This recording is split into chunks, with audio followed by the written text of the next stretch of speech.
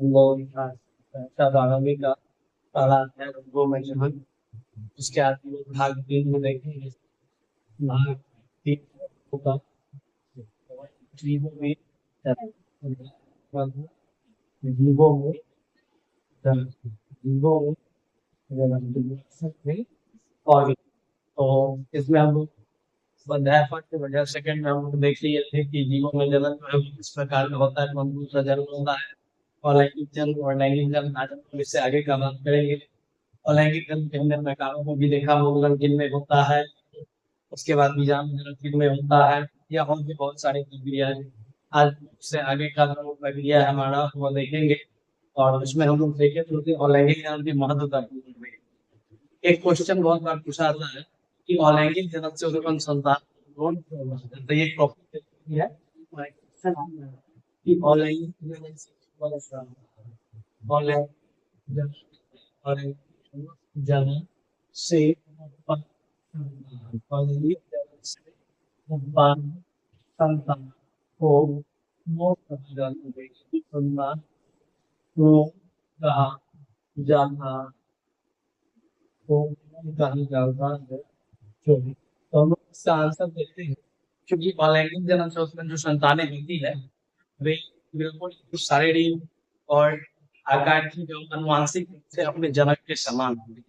क्योंकि अलैंगिक जन्म में क्या आवश्यक क्योंकि अलैंगिक क्योंकि अलैंगिक अलैंगिक से संतान तो संतान हुआ हुआ अपने जनक के अपने जनक समान वो अपने जनक समान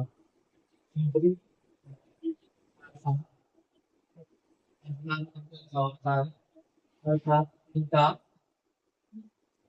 शारीरिक अनुवांशिक तथा आकार में ये बिल्कुल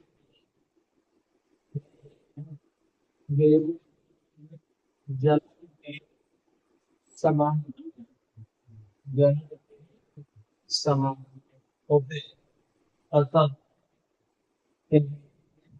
तो कहा जाता अर्थात तीनों जाता अर्थात हम क्या देखें कि अलैंगिक जन्म जो संतान होते हैं उनमें आगे कुछ क्यों है तो इसका हम देखें चूंकि अलैंगिक जन्म संतानें होती है वे आकारिकी शारीरिक अनुवांशिक इन सभी रूपों में अपने जनक के बिल्कुल हुबहू समान होती है।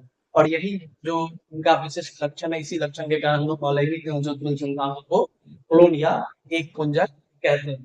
तो हमने देखा कि अलैंगिक संतान उत्पन्न होती है जनक के समान होती है तथा उनका शारीरिक आनुवांशिक एवं आकारिक इन सभी के समान होते हैं।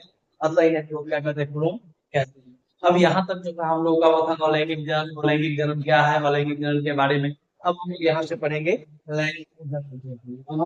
टॉपिक है वो क्या है लैंगिक जन्म। लैंगिक जन्म जिसको हम लोग बोलते हैं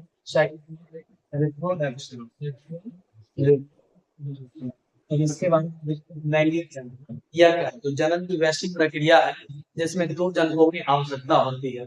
या तो जन्म के युग्मकों की आवश्यकता होती है या तो जन्म के लैंगिक अंगों की आवश्यकता होती है। तो इस प्रकार की जन्म की प्रक्रिया को लोग क्या कहते हैं लैंगिक जन्म कहते हैं। जन्म की वैश्विक प्रक्रिया जन्म वैश्विक प्रक्रिया जन्म की वैश्विक प्रक्रिया जिसमें दो जन्म आवश्यकता जिसमें दो जन्म आवश्यकता होती है जिसमें दो जन्मों की आवश्यकता होती है। लैंगिक जन्म कहलाती है लैंगिक जन्म कहलाती। अब इसमें की आवश्यकता दो जन्म की आवश्यकता होती है। जन्म की वैसी प्रक्रिया जिसमें क्या हो दो अलग अलग की आवश्यकता हो क्या कहलाएगी लैंगिक जन्म कहलाएगी। सेक्सुअल इंट्रोडक्शन क्या है इसके बारे में हमने इसका डेफिनेशन देखा कि जनन की वैसी प्रक्रिया जिसमें दो अलग अलग घटकों की आवश्यकता हो कहलाता है लैंगिक जनन। इससे आगे लैंगिक के बारे में किया है इसके बारे में देखेंगे।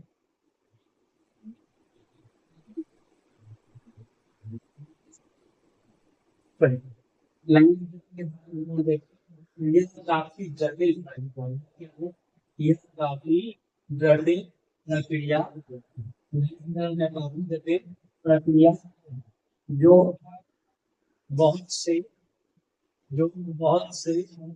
क्रियाओं द्वारा संपादित होती है से क्रियाओं द्वारा संपादित क्या होता है क्रियाओं द्वारा संपादित होती है जैसे जैसे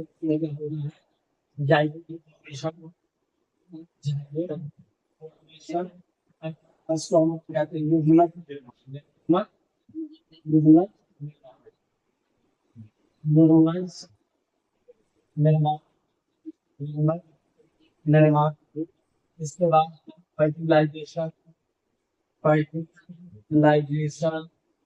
इसके बाद एम्ब्रायोजेनेसिस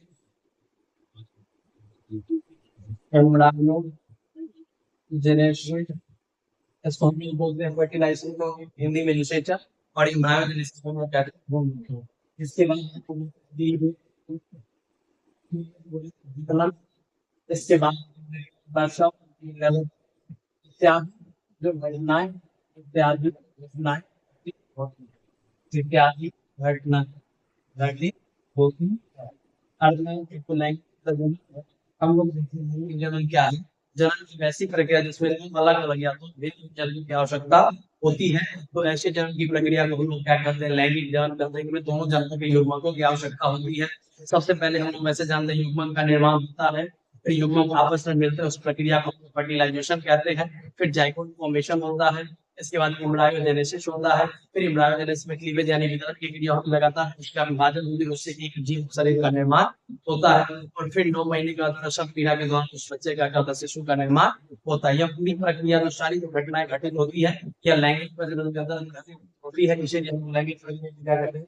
यह काफी जटिल प्रक्रिया है। इसके बाद हम लोग देखते हैं जो सबसे पहले तो का निर्माण होता है यानी युग्मक का निर्माण होता है नर में मादा में मादा युग्मक नर युग्मक के बारे में सब लोग जानते हैं शुक्राणु कहते हैं और मादा युग्मक को क्या कहते हैं अंडाणु।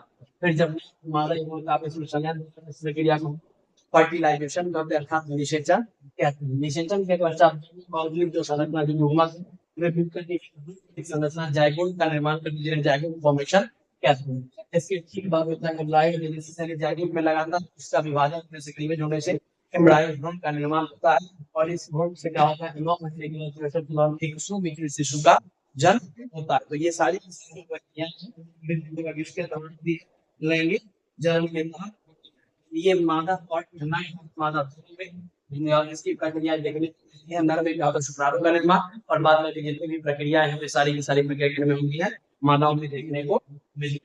तो चलिए तो देखते हैं नर और मादा दोनों में तो कैसे आगे संपादन करते हैं। सबसे पहले जो नर इनसे प्राप्त होता है नर युग्मक क्या होता है युग्मक जिसको हम क्या कहते हैं मेल गैमेट। इसका एक होती है जैसे मिलता है मादा युग्मक क्या प्राप्त होता है मादा युग्मक जिसको क्या कहें फीमेल क्या बोली फीमेल ठीक है। नर युग्मक और मादा युग्मक नर से नर युग्मक का निर्माण होता है मादा से मादा युग्मक का जो नर ये मादा युग्मक अर्थात बोलेंगे तो हम लोग क्या बोलेंगे अंडाणु तो क्या बोलेंगे अंडाणु बोलेंगे। जब एक का आपस में संलयन होता है अर्थात जब नर और मादा आपस में मिलते हैं तो इन युग्मकों का क्या होता है आपस में संलयन होता है। नर से शुक्राणु और मादा से अंडाणु आकर के क्या होते हैं मिलते हैं। जब इन दोनों का संलयन होता है तो इस प्रक्रिया को बोलते हैं फर्टिलाइजेशन जो है उसको हम लोग बोलेंगे निषेचन और निषेचन के बाद क्या होता है यहाँ पर जाइगोट फॉर्मेशन होता है जाइगोट फॉर्मेशन होता है। अर्थात क्या होता है, युग्मज का निर्माण होता है, युग्मज का निर्माण होता है। इस युग्मज कोशिकाएं विभाजित होती है और इनसे क्या होता है, ट्यूबलाइन जेनेसिस, क्या होता है, ट्यूबलाइन जेनेसिस लगभग देखने को मिलता है। क्या होता है, अब देखने को मिलता है। और यदि ट्यूबलाइन में 9 माह के बाद क्या होता है, 9 माह के बाद एक नवजात शिशु के रूप में, एक नवजात शिशु के रूप में प्रसव द्वारा प्राप्त, शिशु के रूप में प्रसव से क्या होते हैं, उत्पन्न किए जाते हैं। अर्थात हम लोग क्या देखते हैं, कॉलेजिक जन्म में क्या होते हैं, नर में क्या होते हैं, मां। हमें इन दोनों की आवश्यकता होती है, युग्म की आवश्यकता होती है। नर में नर को बोलते हैं, जिन्हें मेल गैमेट कहते हैं, इसे कैंसर जैसे स्पर्म कहते हैं, शुक्राणु तो यह ऑर्गेनिक होता है। उसी प्रकार मादा में एवं कहा जाता है, अंडाणु यही कहते हैं। इन दोनों की समय प्रक्रिया होती है, उसको फर्टिलाइजेशन या निषेचन कहते हैं। अर्थात निषेचन का जो कंडीशन हम लोग देखते हैं, नर मादा युग्मकों के संलयन की प्रक्रिया को इनको क्या कहते हैं, निषेचन कहते हैं। निषेचन में क्या होता है, नर मादा युग्मक आपस में मिलते हैं, वह प्रक्रिया क्या कहलाती है, निषेचन कहलाती है। निषेचन के बाद जैसे ये उनसे जाइगोन का निर्माण होता है, अर्थात युग्मक जो द्वितीयक संरचना होता है, अर्थात एक ही कोशिका है जो द्वितीयक संरचना इसलिए लगाते हैं, कोशिका विभाजन होता है और इससे का निर्माण होता है। जब तक संतान मां के गर्भ में होता है उसको भ्रूण कहते हैं, और जब जन्म होता है उसे हम लोग नवजात शिशु कहते हैं। अब आप किसी के यहाँ जाइए, उसके यहाँ मान लीजिए किसी के यहाँ कोई बेबी जन्म लिया है और आप उसके यहाँ जाकर के उसको बोल कांग्रेचुलेशन यू हैव एम्ब्रायो, तो ये तो फिर गलत बात हो गया, क्योंकि जो बच्चा जन्म ले लिया वो एम्ब्रायो नहीं, वो एक बेबी अर्थात एक शिशु कहलाता है। और जब तक वह मां के गर्भ में है तभी तक वह क्या कहलाएगा, एम्ब्रायो कहलाएगा। और फिर इसके बाद क्या होता है, एक 9 माह का पीरियड के बाद इसमें क्या होता है, एक नवजात शिशु का जन्म होता है। तो ये सारी प्रक्रिया देखते हैं ऑनलाइन जन्म में देखने को मिलती है। सभी के बारे में एक एक करके पढ़ते हैं, जिस कारण से ऑनलाइन जन्म जो हमारी एक जटिल प्रक्रिया बनी हुई है। तो चलिए इससे आगे देखते हैं।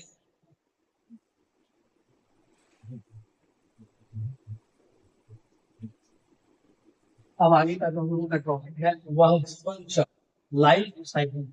अगला क्या है, जीवन चक्र। अब हम लोग आगे देखेंगे जीवन चक्र के बारे में, लाइफ साइकिल के बारे में। जीवन चक्र है, जीवन चक्र या लाइफ साइकिल क्या है, लाइफ साइकिल या जीवन चक्र। तो हम लोग क्या देखते हैं कि कोई भी जीव जन्म लेता है, जन्म लेगा तो वृद्धि विकास करता है, बड़ा होता है, प्रजनन करता है, प्रजनन के दौरान अपने जैसे नए संतान यानी जन्म के दौरान अपने जैसे नए संतान उत्पन्न करना, यही उसका लक्ष्य है।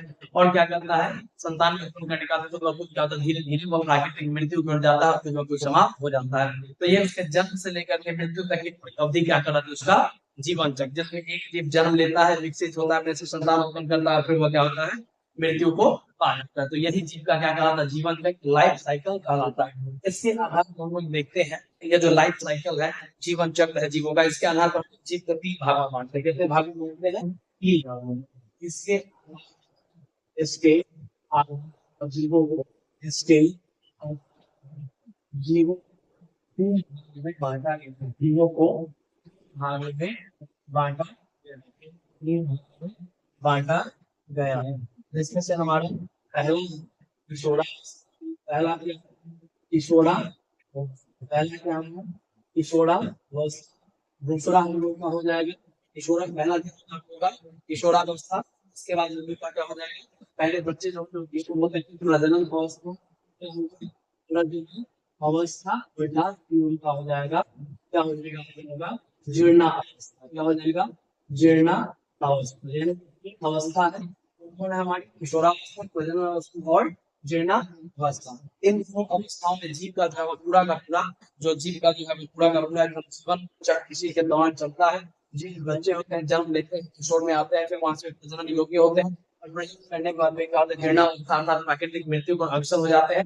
जीव क्या हो जाते हैं, मृत्यु हो जाते हैं। अर्थात जीव जन्म से लेकर के अपने से नए संतान उत्पन्न करते हैं और लास्ट में क्या हो जाते हैं, उनकी मृत्यु हो जाती है। तो हम लोग इसको देखते हैं, ये हम लोग अपने रिप्रोडक्टिव फेज हो सकता है, रिप्रोडक्टिव सकता है, और ये पोस्ट रिप्रोडक्टिव फेज हम तीनों को क्या है। हम लोग इन तीनों के बारे में एक एक करके देखेंगे। सबसे पहले हम लोग किशोरावस्था के बारे में देखते हैं। चलिए पहला किसके बारे में, किशोरावस्था के बारे में देखेंगे।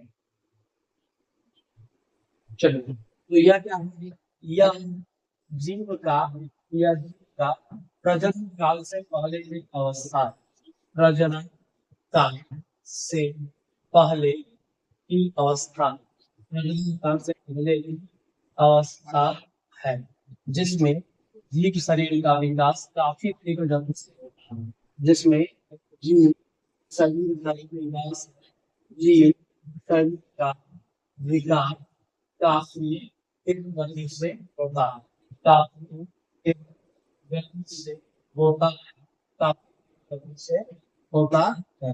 अर्थात जीव शरीर द्वारा सभी पोषक पदार्थ, सभी पोषक पदार्थ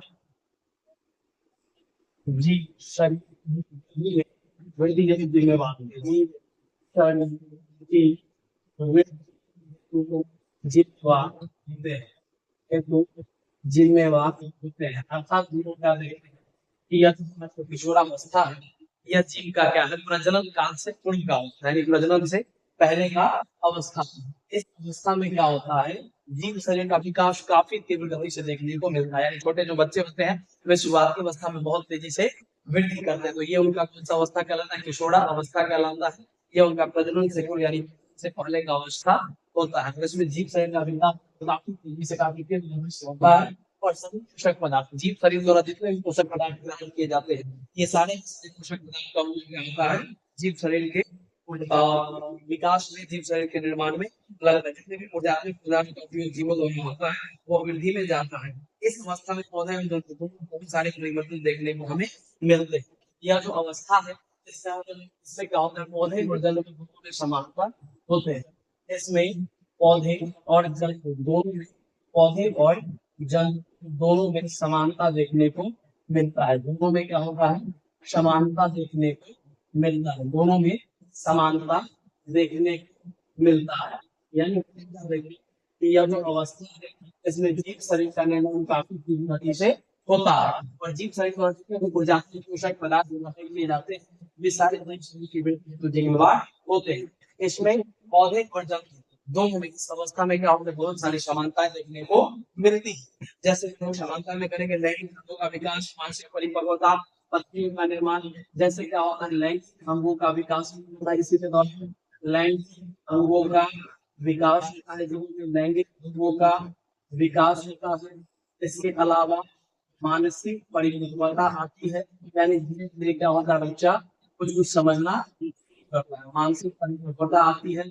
तीसरा, पत्तियों का संरचना में परिवर्तन या पत्तियों का संरचना होता है वह बदलता है। अर्थात जीव शरीर का क्या होता है कि जो बच्चे होते हैं, जो शिशु, उनका काफी तेजी से इस अवस्था के दौरान विकास होता है, और उनमें हम लोग क्या देखते हैं, लैंगिक अंगों का भी धीरे धीरे विकास होता है, मानसिक परिपक्वता आती है, वे कुछ जो नई नई चीजें होती है उसको सीखने के लिए, अक्सर छोटा बच्चा होता है उसको आप जो चीज मना कर दीजिए वो वही करेगा।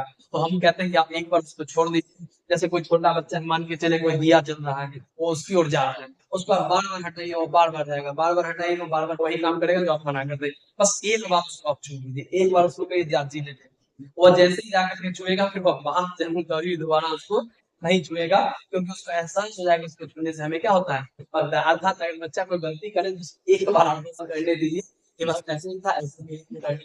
अब हम क्या देखते हैं, इसमें पौधे और जंतु दोनों में समान लैंगिक अंगों का विकास होता है, मानसिक परिपक्वता आती है, पत्तियों का संरचना जिसमें बदलाव देखने को मिलता है। इसके अलावा और भी देखिए क्या होता है, आगे दूसरा प्रजनन, दूसरा अवस्था कौन सा है, प्रजनन। और दूसरा के बारे में करते हैं बात, तो दूसरा अवस्था हो जाएगा प्रजनन अवस्था, जो जीवों का क्या है, जीवन की वो अवस्था जिसमें जीव की प्रजनन की क्षमता विकसित कर लेता है।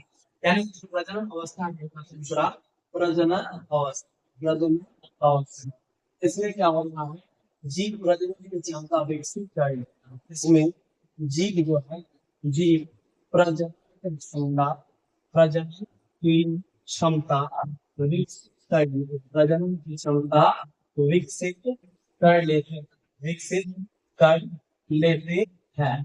अर्थात जीव प्रजनन योग्य करने योग्य हो जाते हैं। अर्थात जीव जो जीव प्रजनन करने योग्य हो जाते, प्रजनन करने योग्य हो जाते। यानी प्रजनन अवस्था का जो मुख्य बात है उसको पहले समझिए कि इस अवस्था में जीव जो होते हैं वे अपने आप में प्रजनन का क्षमता विकसित करते हैं, जन्म का क्षमता विकसित करते हैं, ताकि वे जन्म करके और अपने जैसे नए संतान की क्या कर सके, प्राप्ति कर सके। तो यह जीव वो अवस्था जिसमें जीव क्या करता है, क्षमता विकसित करता है, और इस अवस्था के दौरान जीव जो होते हैं वो प्रजनन करने योग्य बन जाते हैं। इसी अवस्था में नर तथा इसमें क्या होता है, नर व मादा में युग्मकों का निर्माण होता है। इसमें नर व मादा में युग्मकों का निर्माण शुरू होता है। युग्मक का निर्माण होता है, युग्मकों का निर्माण होता है। नर में शुक्राणु तथा मादा में नर में शुक्राणु तथा मादा में क्या होता है, मादा में अंडाणु का निर्माण, अंडाणु का निर्माण होता है। ये क्या है, ये युग्मक में निर्माण होता है। मादा में अंडाणु का निर्माण होता है। तो इस अवस्था में क्या होता है, युग्मकों का निर्माण देखने को मिलता है, और लैंगिक अंग होते हैं विकसित अवस्था में पूर्ण विकसित हो जाते हैं। लैंगिक अंग जैसे शीशम हो गया या वजाइना हो गया, लैंगिक अंग इस अवस्था में परिपक्व हो जाते हैं।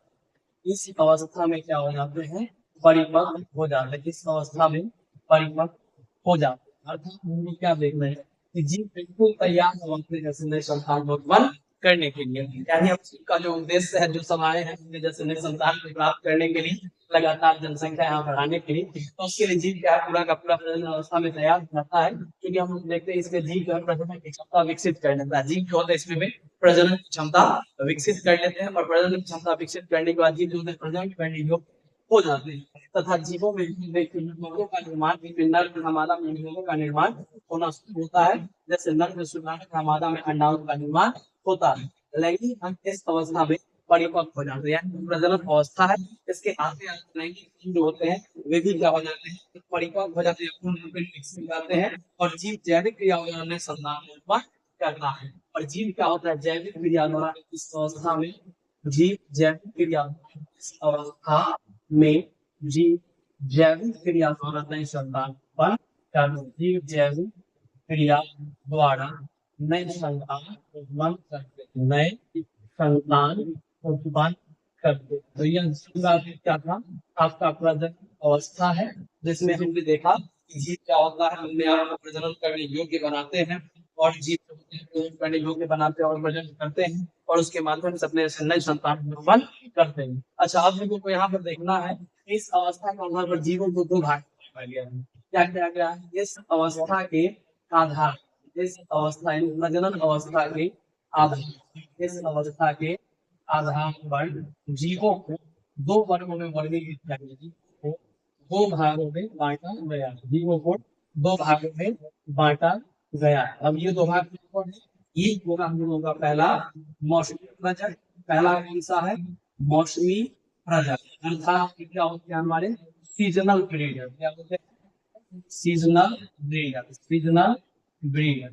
और दूसरे जो हमारे वे होते हैं सतत प्रजनन, जिनको वो क्या कहते हैं, कंटिन्यूअस ब्रीडर। इसका क्या होगा, सतत प्रजनन। क्या होता है, सतत प्रजनन, यानी कंटिन्यूअस, कंटिन्यूअस ब्रीडर, जिनको क्या बोलते हैं, कंटिन्यूअस ब्रीडर, यानी सतत प्रजनन। तो हम लोग देखें कि प्रजनन काल या जो हमारा अवस्था है इसके आधार पर जीव दो प्रकार के होते हैं, मौसमी प्रजनन और सतत प्रजनन। अब मौसमी प्रजनन क्या है, सतत प्रजनन क्या है, इन दोनों के बारे में हम लोग देखेंगे। तो इनके बारे में अगर आप देखना चाहें तो आप लिख सकते हैं कि मौसमी प्रजनन, मौसमी प्रजनन हम उन जीवों को कहते हैं जो वर्ष के हर मौसम में प्रजनन करते हैं। यानी वैसे जीव जो पूरे वर्ष सॉरी उल्टा बोला गया, गलत हो गया। मौसमी प्रजनन हम लोग देखते हैं कि वैसे जीव जो वर्ष के किसी खास मौसम में प्रजनन की क्रिया करते हैं, यानी जो पूरे वर्ष में किसी खास मौसम में प्रजनन की क्रिया करेंगे उनको हम क्या कहेंगे, मौसमी प्रजनन कहेंगे। जैसे कि पक्षियां, पक्षी वर्ग है, ये सारे के सारे क्या होंगे, मौसमी प्रजनन में आएंगे। आम जो है, आम वगैरह हो गया, लीची हो गया, ये सब क्या है आपके मौसमी प्रजनन। तो मौसमी प्रजनन की उदाहरण क्या देखें, आम है, लीची है, पक्षी है इत्यादि, ये सब क्या है, मौसमी प्रजनन। तो हम दोबारा मौसमी प्रजनन का डेफिनेशन देखते हैं कि मौसमी प्रजनन आखिर क्या है। तो मौसमी प्रजनन यानी सीजनल ब्रीडर ये वैसे जीव होते हैं जो वर्ष के किसी खास मौसम में प्रजनन की क्रिया करते हैं, पूरे वर्ष की प्रजनन क्रिया नहीं करते। ऐसे जीवों को हम लोग क्या कहते हैं, मौसमी प्रजनन कहते हैं। जैसे आम हो गया, आम का आप लोग देखते हैं, आम का जो फल या फल जो आता है वो वर्ष में केवल एक बार आता है। लीच वर्ष में केवल एक बार प्रजनन करता है, और पक्षियों में भी यह लक्षण देखने को मिलता है। इसी के अगर हम लोग बात करें सतत प्रजनन की, तो आप जानते हैं कि हम लोग का एक ही उद्देश्य है भाई, जितना हो सके उतना क्या करना है, जनसंख्या बढ़ाना। ऐसे ही हम लोग जनसंख्या के ऊपर नहीं है, मानव हो गया, कुत्ता हो गया, आपका बिल्ली हो गया, इस सब का कोई फिक्स नहीं है भाई। जब मन किया तब प्लानिंग कर लीजिए, जब मन करे तब एक बच्चा पैदा कर लेता है। बैठेगा है ना, बेरोजगारी भी रेशियो इसे भी बहुत ज्यादा है। बेरोजगारी काम कीजिए, और ऐसा काम कर रहे हैं जनसंख्या को काफी आगे लेके जा रहे हैं। वजह क्या होता है, ये वैसे जीवों को कहा जाता है जो वर्ष के पूरे मौसम में यानी पूरे वर्ष भर प्रजनन करने की क्षमता रखते हैं। आप अपने वर्ग में ही सभी बच्चों को देख सकते हैं कि सबका डेट ऑफ बर्थ किसी एक मंथ में नहीं होता है, सबका प्लानिंग अलग अलग मंथ से हो रखा है। यानी सबका जो डेट ऑफ बर्थ है, किसी का जनवरी, किसी का फरवरी, किसी का मार्च, अप्रैल, मई, यानी ऐसे करके अलग अलग मंथ बताया। इसका अर्थ क्या है कि मानव क्या सतत प्रजनन, यानी हम लोग क्या है कंटिन्यूअस ब्रीडर है। हम लोग लगातार प्रजनन करते रहते हैं, जब तक क्षमता है तब तक प्रजनन करते हैं और लगातार संतान की प्राप्ति करते। जैसे मानव हो गया, कुत्ता हो गया, बिल्ली, सभी में क्या होता है, लगातार संतानों की प्राप्ति होती है। अब चलिए तीसरा अवस्था है, जो अवस्था है जीर्ण अवस्था। तो यह जो अवस्था है, यह जो इसमें क्या होता है, आप देखते हैं कि जीव की बारे देखा, जीव पहला अवस्था की शुरू अवस्था में जन्म लेता है, वृद्धि विकास, उसके शरीर का विकास होता है। इसके बाद दूसरा अवस्था में आपने देखा प्रजनन में क्षमता आता है, प्रजनन करता है, अपने जैसे नए संतान उत्पन्न करता है। तो तीसरा अवस्था होगा जीर्ण अवस्था, इसमें क्या होता है, यह अपने क्या मृत्यु की ओर अग्रसर होता है। यानी तीसरा अवस्था जीर्णा अवस्था, जीर्णा अवस्था। इस अवस्था में क्या होता है, इस या फिर लोग कहेंगे या प्रजनन काल के बाद की अवस्था है, या प्रजनन काल के बाद की अवस्था है, बाद की अवस्था है, जिसमें जीव क्या होता है, प्राकृतिक, जिसमें जीव प्राकृतिक मृत्यु, प्राकृतिक मृत्यु और अग्रसर होता है। प्राकृतिक मृत्यु और क्या होता है, अग्रसर होता, अग्रसर होता। यह कैसा अवस्था है, यह काल के बाद की अवस्था। और इस अवस्था में जीव क्या होते हैं, प्राकृतिक मृत्यु की ओर क्या बढ़ते हैं, यानी क्या होते हैं, प्राकृतिक मृत्यु की ओर बढ़ते हैं। और जीवों में प्राकृतिक मृत्यु देखने को इसी अवस्था में मिलती है। यह क्या होगा, प्रजनन काल के बाद की अवस्था है। इस अवस्था की शुरुआत में क्या होना है, इसमें क्या होता है, जीवों के, जिसमें जीवों को बहुत से, इसमें जीवों के बहुत से तथा बहुत से अंग तथा अंग होते हैं। वे कार्य करना, अंग तथा अंग कार्य करना बंद कर, कार्य करना बंद कर देते हैं, या धीमा कार्य करना बंद कर देते हैं, या धीमा हो जाता, धीमा हो जाता। और जीव जो होते हैं, और जीव हो जाते हैं, और जीव मृत्यु जीव मृत्यु को प्राप्त करते हैं। देख कि जीव चक्र, जीवन चक्र जो है, वह जीवन चक्र में हम लोग क्या देखें, जीव जन्म लेता है, वृद्धि विकास करता है, अपने जैसे नए संतानों को उत्पन्न करता है, और लास्ट में क्या हो जाता है, मर जाता है। एक हान नाम की शायद कोई जनजाति है जो चाइना के पास पाई जाती है, उस जनजाति को जनसंख्या मशीन कहा जाता है। क्योंकि कहीं पर अगर जनसंख्या बढ़ाना तो शांत जनजाति को लेकर जाकर छोड़ दीजिए वहां पर, और लगातार उससे कहा था वहां पर जनसंख्या की लगातार दिखने को मिलती है, क्योंकि उनमें इतना क्षमता है कि लगातार बहुत तेजी से प्रजनन करते हैं। अर्थात हम लोग क्या देखें, जीर्णावस्था में काल के बाद की अवस्था। जीर्णावस्था क्या है, प्रजनन काल के बाद की अवस्था है। इस अवस्था में क्या होता है, व्यक्ति प्राकृतिक मृत्यु की ओर अग्रसर होता है, यानी पूरा जीवन जी चुका है, और व्यक्ति के धीरे धीरे अंग तथा अंग तंत्र काम करना बंद कर देते हैं या खराब होने लगते हैं, और उन्हें क्या होता है, प्राकृतिक मृत्यु की प्राप्ति होती है। तो यह था हम लोग का लाइफ चक्र, जीवन चक्र। अब हम लोग इससे आगे देखते हैं, जीवन चक्र के बाद जो है लैंगिक जन्म की घटना। तो लैंगिक जन्म का आगे घटनाओं के बारे में, ये जीवन चक्र का लैंगिक जन्म घटनाएं, घटित होती है। तो लैंगिक घटना जो है, उसमें आप देखेंगे। चलिए अब अगला टॉपिक होता है लैंगिक जनन की घटना। क्या है लैंगिक जनन की घटना? जनन की घटना। तो हम क्या देखें, लैंगिक जनन काफी जटिल प्रक्रिया है, जो बहुत सारे जो हम देख रहे हैं इसमें बहुत सारी प्रक्रियाओं द्वारा यह क्रिया संपादित की जाती है। जिसमें आपने देखा सबसे पहले गैमेट का निर्माण हो रहा है, फिर गैमेट मिलते हैं, फर्टिलाइजेशन होता है, उसके बाद फिर जाइगोट फॉर्मेशन होता है, फिर एम्ब्रायोजेनेसिस होता है, क्लीवेज वगैरह प्रसव वगैरह, बहुत सारी प्रक्रियाएं हैं। तो इन सभी प्रक्रियाओं को मुख्यतः क्या करते हैं, दो भागों में बांटते हैं। एक का होता है तो लैंगिक घटनाएं इन मुख्यतः भागों में तीन मुख्यतः क्या में इन्हें मुख्यतः दो भागों में बांटा गया, दो भागों में बांटा गया, जिसमें से हम पहला क्या है प्री फर्टिलाइजेशन। क्या है प्री फर्टिलाइजेशन और दूसरा post fertilisation event. Post fertilisation event and निषेचन और घटना। ठीक है निषेचन और घटना। और निषेचन क्या निषेचन फर्स्ट घटना, निषेचन फर्स्ट घटना, यानी एक क्या निषेचन से पहले होने वाली घटना है और एक क्या निषेचन के बाद होने वाली घटना है। तो निषेचन से पहले क्या होगा, हम लोग थोड़ा देर पहले देखे थे कि निषेचन से पहले क्या होता है, जो युग्मक होते हैं निषेचन में हम लोग क्या देखे थे, दोनों युग्मकों का आपस में क्या होता है संलयन। तो निषेचन से पहले ये युग्मक निर्माण होते हैं। तो निषेचन से पहले जो प्रक्रिया देखते हैं युग्मक का निर्माण जो है वह प्रमुख है। तो हम लोग देखते हैं में निषेचन घटना मुख्यतः क्या है गैमेटोजेनेसिस युग्मक का निर्माण। करके देखेंगे पहला है क्या निषेचन पूर्व घटना। तो इसमें क्या होता है गैमेटोजेनेसिस की प्रक्रिया होती है। इसमें क्या होता है, इसमें मुख्यतः गैमेटोजेनेसिस देखने को मिलता है। इसमें मुख्यतः गैमेटोजेनेसिस गैमेटोजेनेसिस देखने को, गैमेटोजेनेसिस यानी युग्मक निर्माण। क्या होता है युग्मक निर्माण, क्या होता है युग्मक निर्माण देखने को मिलता है, देखने को मिलता है। यानी क्या होता है गैमेटोजेनेसिस देखने को मिलता है, गैमेटोजेनेसिस मुख्य प्रक्रिया है। अब आखिर गैमेटोजेनेसिस है क्या, गैमेटोजेनेसिस को क्या कहते हैं युग्मक निर्माण। तो हम लोग का जो टॉपिक है वह है गैमेटोजेनेसिस या गैमेटोजेनेसिस। क्या है गैमेटोजेनेसिस, इसमें क्या कहते हैं युग्मक निर्माण, युग्मक निर्माण। अब हम लोग जानते हैं कि ऑनलाइन जन्म में दो जनकों की आवश्यकता होती है।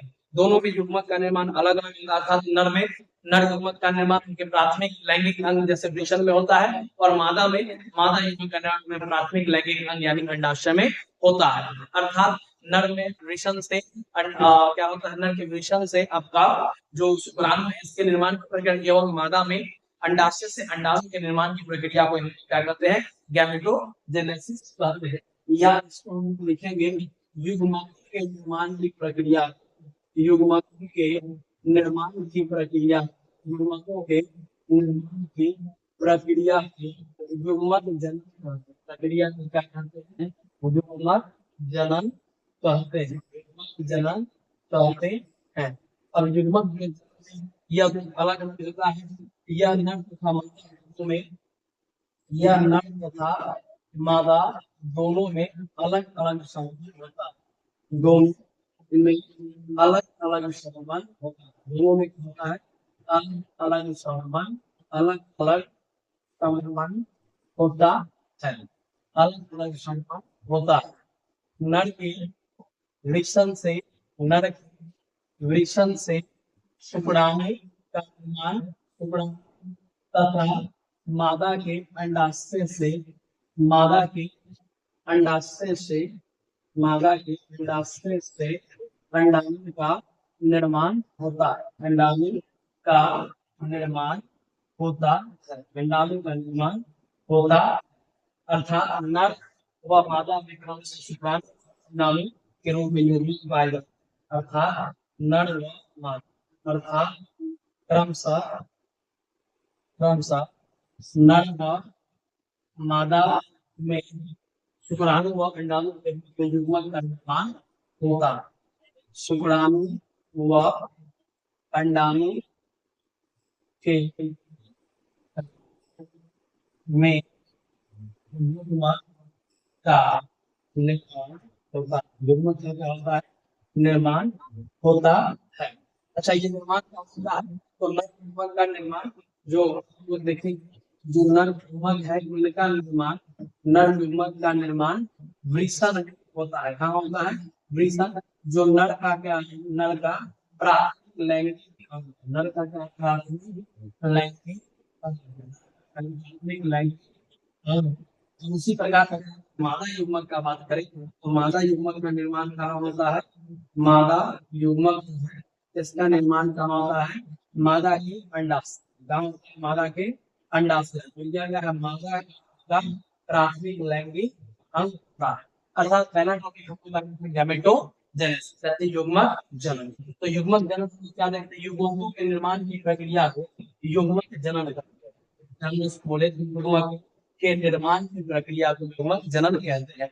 युग्मक नर और मादा दोनों में क्या होते हैं? अलग अलग होते हैं।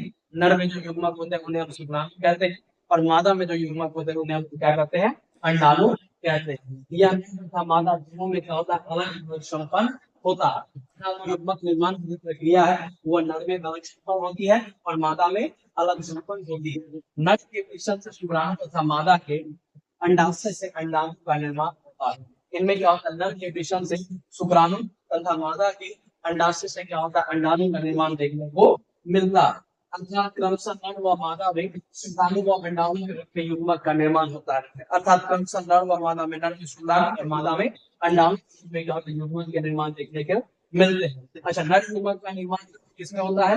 वृषण में। वृषण क्या है भाई? नर का प्राथमिक लैंगिक अंग है। उसी प्रकार मादा युग्मक का निर्माण क्या होता है? अंडाशय में, और यह क्या? मादा का प्राथमिक लैंगिक अंग है। तो चलिए इससे आगे बढ़ते हैं। लेकिन इसके बाद इससे आगे post fertilisation event, pre fertilisation event, इसमें हम लोग देखते हैं वैसे प्री फर्टिलाइजेशन इवेंट में गैमेटोजेनेसिस बना होता है क्योंकि गैमेट का निर्माण हुआ। अब इसी के तहत क्या होता है? गैमेट ट्रांसफर होते हैं, यानी गैमेट एक स्थान से दूसरे स्थान तक जाते हैं। हम लोग जानते हैं कि मादा युग्मक जो होते हैं वे मादा के बॉडी में ही निकल के रह जाते हैं, लेकिन जो मेल गैमेट जो होते हैं शुक्राणु वे पूरे मानव नर के बॉडी से निकल करके होते हैं मादा के वजाइना तक प्रवेश करते हैं, जहाँ से फैलोपियन ट्यूब के माध्यम से होते हुए क्या होता है? निषेचन की क्रिया होती है। तो इसके बाद हम लोग का जो है वो है पोस्ट फर्टिलाइजेशन इवेंट्स। अगला हम लोग का क्या है? Post fertilisation. दूसरा प्रक्रिया हम लोग का क्या है? निषेचन की बाद या निषेचन पर घटना है। निषेचन और घटना जिसको हम लोग कहते हैं पोस्ट फर्टिलाइजेशन इवेंट। अब क्या हम लोग का post fertilisation event. Post fertilisation event निषेचन पर घटना। तो इसमें हम लोग देखेंगे कि निषेचन के बाद क्या क्या होती है, निषेचन का युग्मज कैसे बनते हैं, उसके बाद युग्मज से जो है वो भ्रूण का निर्माण कैसे होता है, उससे वितरण कैसे होता है, फिर प्रसव के दौरान एक नए शिशु का निर्माण कैसे होता है। तो इसको हम लोग खत्म करेंगे कल और भाग 4 में, जो इस चैप्टर का हमारा अंतिम भाग होगा। और उसके बाद हम लोग कुछ देखेंगे क्वेश्चन आंसर के बारे में, फिर हम लोग चलेंगे दूसरे अध्याय पर। सो आप लोग बने रहे नए चैनल पर बायोलॉजी के साथ। और यदि आप लोग वीडियो अच्छा लगा तो like share comment and subscribe जरूर करें।